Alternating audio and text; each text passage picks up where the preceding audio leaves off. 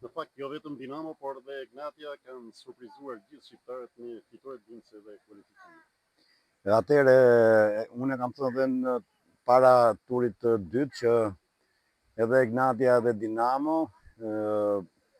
ndjehemi krenar që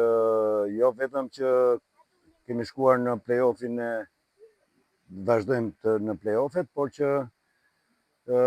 kemi përfaqësuar edhe sa më mirë që t'jetë mundur edhe nivelin e kampionatit shqiptar në rang klubesh. Kështu që është një merit që kalon për te klubit, pavarësisht se këtë fitore unë do t'ja dedikoja tifozëve të Dinamo, që sot ishin të konsiderueshëm në stadiumin Elbasan Arena. Dhe na vjen mirë që kemi bërë të lumtur edhe tifozët tonë, por që bashkërisht bashkë me Ignatian kemi bërë të lumtur edhe çdo shqiptar që ndjek ecurinë e klubeve në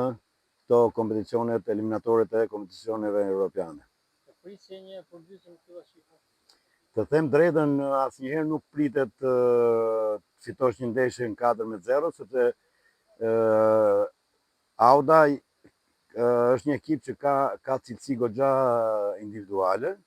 edhe atje kishte bërë një gjysmë hapi në drejtim të një fitore minimale 1-0, por që me atë lojë që djemt bën, mendoj që sakrifikuan maksimum edhe e komanduan pothuajse gjithë ndeshjen nga fillimi deri në fund fare, dhe paktën nuk e mendoja këtë rezultat kaq thellë, por që na dha një qetësi me personalitetin që krijuan dhe performuan sot në këtë ndeshje.